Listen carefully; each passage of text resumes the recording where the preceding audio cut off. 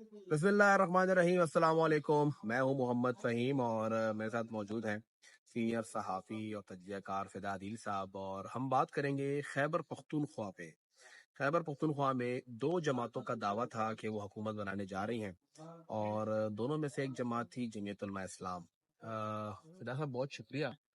अकरम दुरानी साहब वज़ीर आला बनने जा रहे थे, बल्कि पिछले एक साल तो वही वज़ीर आला थे, तमाम इंतजाम उनके पास था। परवेज खटक साहब भी क्लेम करते थे कि मैं हूँ, लेकिन दुरानी साहब को अच्छा खासा असर था, गवर्नर मौजूद था, लोग धड़ाधड़ जमीयत में शामिल हो रहे थे, पुराने पार्लियामेंटेरियन भी, टिकट के उम्मीदवार भी, वर्कर भी चार्ज था। क्या वजह हुई कि सिर्फ 7 सूबाई नशिस्तें और 2 कौमी की नशिस्तें?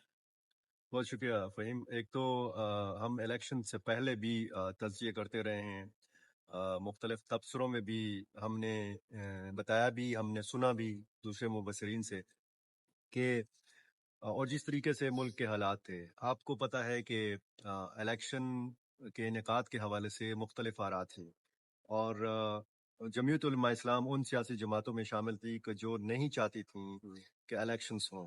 इसकी भी मुख्तलिफ वजूहात हैं। यानी आपको तो बज़ाहिर ये बताया गया कि जी मौसम बड़ा सर्द होगा, बर्फ़बारी होगी, अमन व अमान की सूरत-ए-हाल ख़राब होगी। वो दोनों चीज़ें तो इतना उन्होंने असर नहीं डाला, लेकिन जिस चीज़ का असर बहुत पहले से दिखाई देता था, और जिस चीज़ के हवाले से बहुत पहले से पता था मौलाना फजल रहमान साहब को भी, और इसी तरह गवर्नर खैबर पख्तूनख्वा हाजी गुलाम अली साहब भी जानते थे कि किस तरह की सूरत हाल और ग्राउंड जो रियलिटीज़ हैं वो तो आपको पता है कि और यही मैं भी यही कहता रहा कि जब तक इमरान खान साहब का पीटीआई का पूरा पूरा बंदोबस्त नहीं किया जाता, ये सूट नहीं करते ये इलेक्शंस उनके कुछ मुखालफिन के। और यही चीज़ हमने देखी। अगर पीटीआई से बल्ले का निशान ले लिया गया, अगर उसके सरबराह को या बानी को जेल में डाला गया, तो उसके बावजूद हमने देखा कि एक इंतकाम का वोट, एक ज़िद का वोट, हमदर्दी का वोट, ये सारे सारे उनसर मिल गए और फिर लोगों ने वोट का इस्तेमाल किया। अब वही जो पीटीआई के लोग हैं वो भी एहतजाज पर हैं, वो भी कह रहे हैं कि जी हमारे साथ धांधली हुई है। फॉर्म 45 के तहत जो हमें रिजल्ट दिया गया था, अब उसको चेंज किया जा रहा है रातों रात। सवाल ये है कि अगर शिकायत पीटीआई के लोगों को भी है, तो यही शिकायत जमीयत उलमा इस्लाम को भी है। जमीयत उलमा इस्लाम मुख्तलिफ हलकों के हवाले से ये दावा करती है कि उसके बहुत ज़्यादा मुख्तलिफ हलकों के ऊपर वोट थे, लेकिन ये नताइज बदले गए। अब अगर आप देखें पिशावर का हलका, नूर आलम खान का हलका, यहाँ से बाकायदा दावा है पीटीआई का कि उनके हासिल करदा वोट में एक का हिंसा शामिल किया गया है। यानी उन्होंने गालिबन 38,000 वोट लिए थे यहाँ पे जो प्रेस कॉन्फ्रेंस थी इसके मुताबिक, और उनके सामने एक का हिंसा लगाकर एक आलम के जी 1 लाख बढ़ा दिए गए। या अब ये मुझे नहीं समझ आती कि ये या इनका हिसाब किताब खराब है, या जो जिन्होंने हिसाब किताब फिर पोलिंग के बाद लगाया उनका कैलकुलेटर खराब था, या हिसाब किताब में वो नहीं थे। क्योंकि बहुत सारे हलकों पे ऐसी भी शिकायत आ रही हैं कि जो जो टोटल वोट पोल हुए हैं उनसे कहीं ज्यादा उम्मीदवारों ने हासिल किए हैं। तो ये एक अजीब सी सूरत हाल है। और ये जो आप बता रहे हैं कि तरीका यही था कि पूरा पूरा पीटीआई का बंदोबस्त होता, वो तो फिर वो अलग मामला चले जाते हैं। इतनी शिकस्त की वजूहात भी तो कुछ होंगी। जमीयत उलमा इस्लाम कहीं ना कहीं तो डॉज हुआ होगा। 18 महीने की वफाकी हुकूमत गले पड़ी, क्योंकि मौलाना साहब पहले कह चुके थे कि मैं हक में नहीं था, क्योंकि उस टाइम मकबूलियत बिल्कुल गिरी हुई थी पीटीआई की। उसी टाइम इंतखाबात करा देने चाहिए थे और अगले 5 साल के लिए हुकूमत होती। वो वजह कितनी बनती है। और फिर यहाँ पे एक बहुत बड़ा नैरेटिव बन गया था कि जो निगरान हुकूमत है वो सारी की सारी करप्ट है, तो वो जेयूआई की है। आपको याद होगा मौलाना साहब ने गिला भी किया कि हमारे खिलाफ एक नैरेटिव चल रहा है कि इनकी निगरान हुकूमत है, करप्शन कर रहे हैं, गवर्नर इनका है, हम लोग अकेले नहीं है। एमल वली ने भी उनके ऊपर इल्जामात लगाए, मुस्लिम लीग नून ने भी इल्जामात लगाए, पीपल्स पार्टी ने भी इल्जाम लगाए। तो उन सब का हदफ इमरान खान की बजाय मौलाना फजल रहमान बन गए थे सूबे के अंदर। अगर आप शुरू से फ़हीम देखें, जब तहरीक अदम एतमाद की बात हो रही थी, तो यहीं से गलती का आगाज़ होता है। अगर इमरान खान साहब को छोड़ दिया जाता, अपनी मुद्दत पूरी करने दी जाती, तो हो सकता है कि कुछ लोगों का ये कहना है कि हो सकता है वो ज़्यादा एक्सपोज़ हो जाते अपने पूरी मुद्दत के मतलब वो दौरान। काम ना कर पाते, वो काम ना कर पाते, महंगाई की जो और उनसे शरह हो भी नहीं रहा था उस टाइम। नहीं हो रहा था, वो तो ज़ाहिर है कि हक़ाइक़ को तो आप झुटला नहीं सकते। बिल्कुल।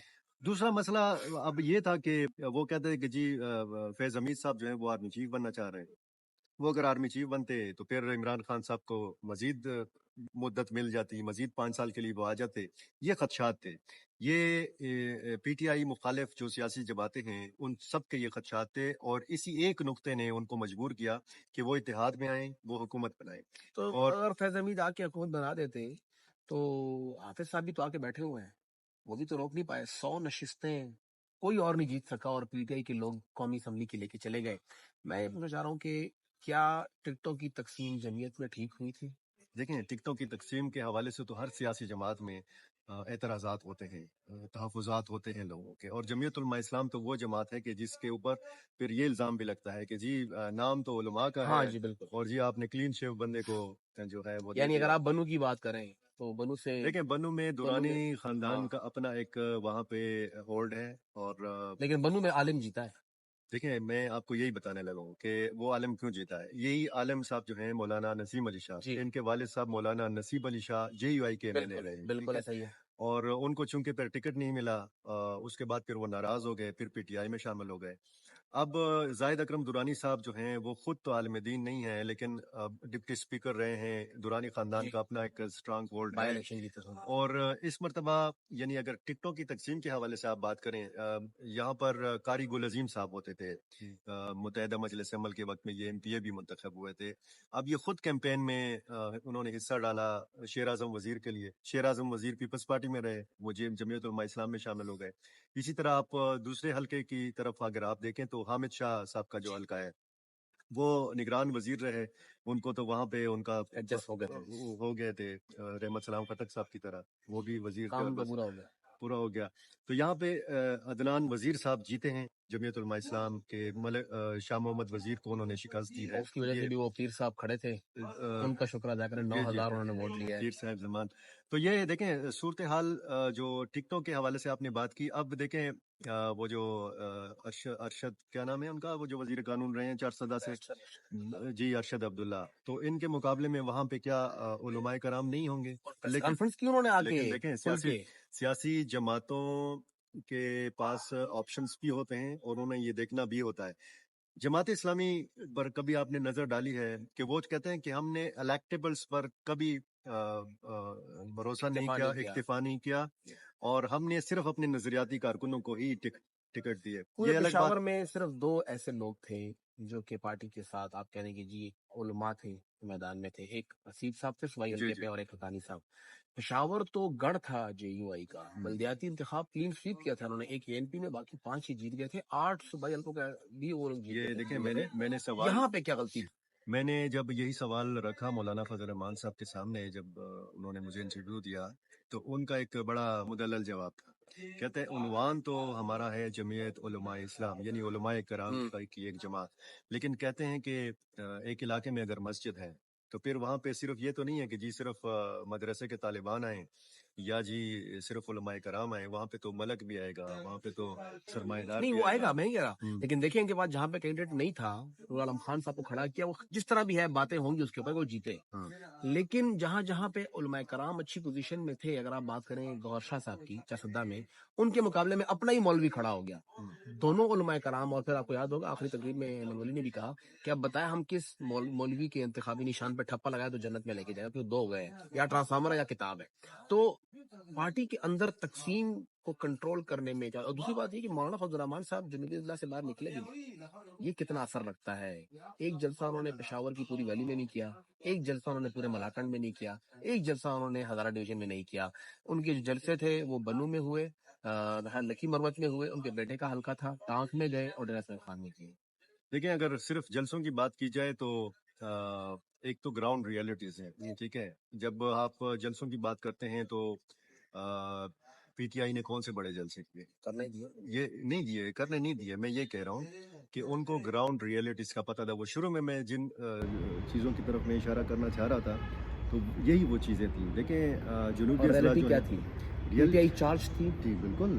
یہ اس میں دیکھیں مخالفین بھی اس بات سے انکار نہیں کر سکتے کہ ان کا مقابلہ پی ٹی آئی کے اس ووٹ بینک سے تھا کہ جس کے اوپر پی ٹی آئی کا نام تو نہیں تھا, بلے کا نشان تو نہیں تھا, لیکن وہ ووٹ بینک جو ہے وہ اپنی جگہ پہ موجود تھا. یہ حقیقت ہے، بڑھا اور زیادہ شدت سے بڑھا. میں نے یہ جو لفظ ضد، انتقام اور ہمدردی کا استعمال کیا تو یہ میں نے ایسے نہیں کیا. یہ سارے جذبات مل کر ووٹ کی شکل میں برآمد ہوئے ہیں. اور جلسوں کی اگر بات ہے تو سب سے زیادہ میرا خیال ہے پشاور میں جمعیت علماء اسلام کے مظاہرے ہوئے. اس انتخابی مہم سے ہٹ کے میں بات کروں. مفتی محمود کانفرنس سے پہلے یہاں پہ ملین مارچ ہوئے ہیں.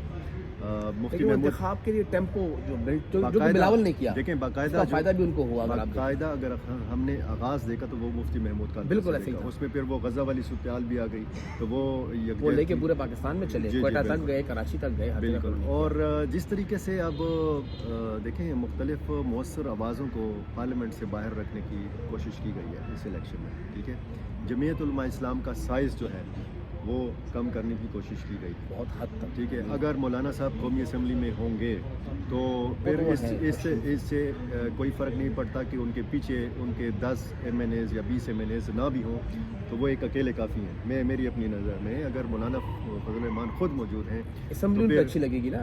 اسمبلی کے اندر اس بندے کی 5 منٹ کی بات بھی اگلے بندے کی 2 گھنٹے کی تقریر سے بہتر ہوتی ہے. ایک ایسا وجہ ہے. لیکن پارٹی کو اب آپ کیا سمجھتے ہیں کہ یہ عام انتخابی تیسری بار ہو جائے گی کہ ان کی حکومت جو ہے وہ اسے جاری، چوتھی بار بلکہ 8 میں بھی، 13 میں بھی، 18 میں بھی، 24 میں بھی. کیا طریقہ کار ہوگا؟ اتنا ریاستی دباؤ، اتنا پریشر، اتنی بری حالت، پارٹی کا لیڈر بھی نہیں، آپ کو پوسٹر لگانے کی اجازت بھی نہیں، پارٹی کا نشان بھی نہیں. ایسا کیا ہے جو کہ مخالفین چاہے اس کو برا بھلا ہی کہیں، پی ٹی آئی سے ایٹ لیسٹ جمعیت سیکھ سکتی ہے کہ وہ اپنے ورکر کو، اپنے ووٹر کو، اپنے امیدواروں کو ایسے سامنے لائے کہ چاہے آپ کے مقابلے میں 10 امیدوار اور بھی کھڑے ہوں، آپ کے اپنے پارٹی کی کھڑے کیوں نہ ہو، آپ کو امیدوار کیا؟ دیکھیں یہ تو پوری ایک تطہیر کی ضرورت پڑے گی. ایک ایسی ٹریننگ کی ضرورت پڑے گی جو مختلف جس کے سطحیں، جس مختلف محاذ ہیں. دیکھیں ایک محاذ وہ ہے کہ جو لیڈرشپ خود سنبھالتی ہے. ٹھیک ہے، خود. دوسرا اس کا مختلف تنظیمیں ہوتی ہیں، صوبائی تنظیمیں، پھر ضلعی تنظیمیں. یہاں پر تنظیمی صورتحال کو بھی ذرا توجہ دینے کی ضرورت ہے. وہ پرانے چہرے جو ہم دیکھ رہے ہیں اب نئے دور کے نئے تقاضے ہیں. تنظیم ہے ہی نہیں. میرا خیال ہے جو الیکشن ہوا تھا مطرے والا، میں اسی طرف ان کو ہٹا دیا تھا. کہ دیکھیں یہاں پہ آپ کے جو ترجمان صاحب ہیں وہ صحیح طریقے سے ترجمانی کے اہل نہیں ہیں. 24-25 سال سے جو بھی ہیں، جو آپ کے سوشل میڈیا کا آپ کا جو ایک میدان ہے وہاں پر ٹھیک ہے کہ اب تھوڑا بہتر ہے، بہتری آئی ہے، لیکن اس میں میں بہت زیادہ بہتری کی گنجائش ہے. آپ مطلب ان کو ٹیکنیکلی بھی سیکھنے کی ضرورت ہے. صرف بہت سارے لوگ ہونے کی ضرورت نہیں ہے، نہیں تھوڑے ہوں لیکن بالکل جذبے والے لوگ ہوں. اور دیکھیں مولانا صاحب کی اپنی تقریر آپ سنیں، ایک مدلل انداز میں بات کرتے ہیں اور ایسی بات کرتے ہیں کہ ان کے مخالفین کے دل کو بھی لگتی ہے. مطلب آپ یہ کہہ رہے ہیں کہ ان کی جو سوشل میڈیا ٹیم ہے مولانا صاحب کے اس کانٹینٹ کو اس طرح کیش نہیں کر پا رہی جس طرح کو کرنا چاہیے. آپ مجھے یہ بتائیں کہ پی ٹی آئی کا جو سوشل میڈیا کا ورکر ہے، جو سوشل میڈیا پہ صرف بیٹھ کے سرگرم ہے، گھر سے، اپنی دکان سے، اپنے کہیں بھی بیٹھ کے وہ سرگرم ہے، وہ گراؤنڈ پہ نہیں ہے. لیکن وہ صرف یہ نہیں کر رہا کہ وہ عمران خان کی تقریریں اٹھا کے وہ شیئر کر رہا ہے. وہ اپنا بھی ایک جو نیریٹو رکھتا ہے، وہ لوگوں کو جواب دیتا ہے. وہ لوگوں کو بھلے وہ جواب جو ہے بعض اوقات مناسب نہیں ہوتا، الفاظ بھی ٹھیک نہیں ہوتے، گالم گلوچ ہوتی ہیں. ہاں، لیکن یہاں پر ہم یہ دیکھ رہے ہیں کہ چاہے جمعیت علماء اسلام ہے کہ چاہے کوئی دوسری سیاسی جماعت ہے، وہ اس کا سوشل میڈیا صرف اس کے لیے بیٹھا ہوا ہے کہ جی کوئی ٹکر آئے، کوئی خبر آئے تو وہ میں صرف ری ٹویٹ کروں یا صرف اس کو شیئر کروں. مولانا صاحب نے کوئی تقریر کی ہے تو وہاں سے کوئی کلپ شلپ اٹھا کے اپنا آپ کون سا جواب دے رہے ہیں؟ وہ جو آپ کے خلاف بات ہو رہی ہے اس کو آپ کس طریقے سے کاؤنٹر کر رہے ہیں؟ تو یہ ساری چیزیں ہوتی مختلف اس کے. یہ بھی ہے کہ جواب دینے کے علاوہ آپ اگلے بندے کو بات کرنے کا موقع ہی نہ دیں، اپنا پہلے سے نیریٹو بلڈر کھڑا کر دیں.